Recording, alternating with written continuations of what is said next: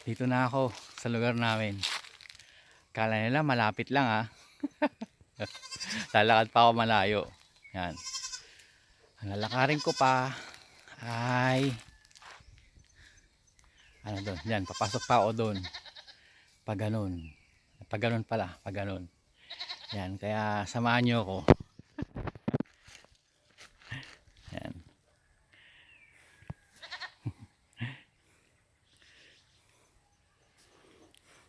Yan yung gamit ko. Yan.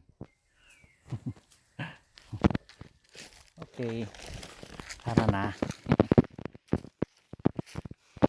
Yung mga kambing.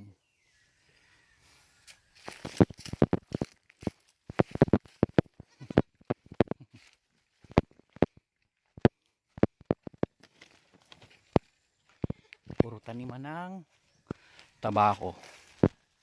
Yan. Padaan. Lumabasak. Nakarang yung kambing. Ako naka face mask. Sa bundok na ako. Wala lang face mask. Face mask. Ito na. Pakyat tayo. Pataas na pataas.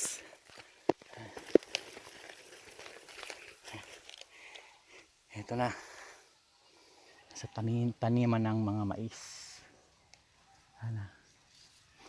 May shortcut dito. Papasok dyan. Papunta sa bundok yan. Papasok dun sa bahay. Pero mas malapit dito. Yan, ikutin natin dyan. Pupunta tayo doon. Dyan. Okay. Pagod.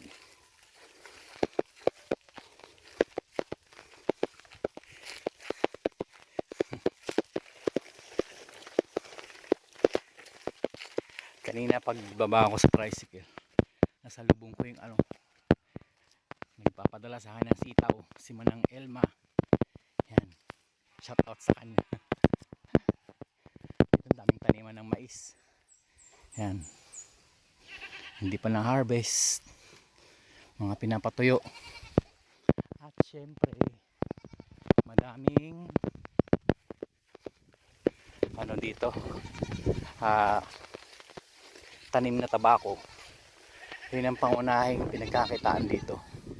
Yan. Napakarami. Hanggang dun sa taas. Yan.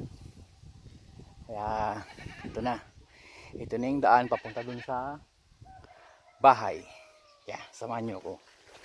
Oh, lumuhon pa dito. Puti. Yan.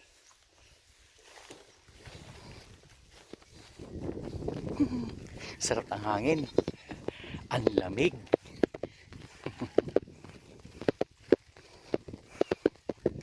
Pero yun yung ilang oras ako nanggaling sa Manila. 7 o'clock, 8, 9, 10, 11, 12, 1, 2, 3, 4 o'clock na. Ibig sabihin 9 hours. Pero yung biyaheng ganun, para makita mo lang yung magulang mo. Hindi, actually umuwi ako dito para dalhin ko yung mga gamot para dun sa kambing. Nakakapagod lang maglakad. Ayan. Ito na, malapit na tayo sa bahay.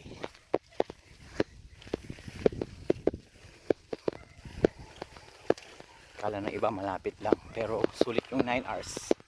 Pag nakaway ka dito, sarap ng hangin, sarap sa pakiramdam.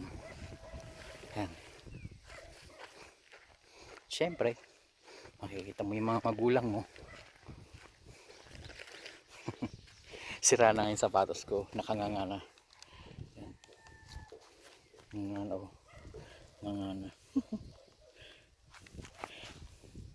Ngangana. Nakita nyo ba? Nakita nyo yung sapatos ko. Yan.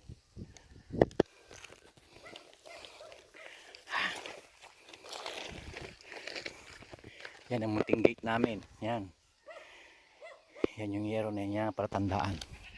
Dito napapaikutan kami ng ng bundok. Tapos nung nakaraan, yun po yung pinuntahan namin, yun sa taas niyan. Yan yung taas niyan, yung pinaka overlooking niyan. Alam nyo, bundok yan, pero sa bandang kabila, yan po yung makikita natin yung dagat. Yung buong dagat po ng San Fernando, La Union. Ng San Juan sa San Fernando, La Union. Kaya ang ganda po dyan. Sana makabalik tayo dyan sa taas. Yan, sa taas yan, sa pinakatuktok yan. Yan. Kaya dito, yung vlog ko hanggang dito na lang ulit siguro hanggat makarating sa bahay. Yan, samahan nyo ko.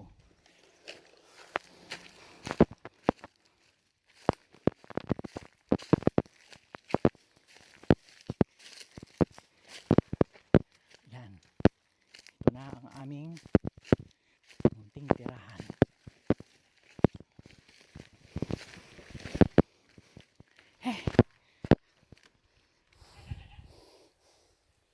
Sa lubong sa'yo ay madaming langgam. Yan.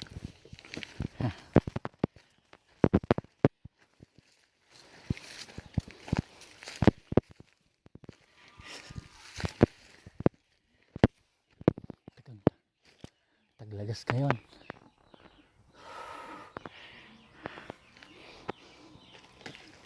Naglaba nanay ko. Yan ang bahay namin. Yan ang munting bahay namin dito sa La Union. Sana next time makabisita rin po kayo dito at makasama. Yan na, sige.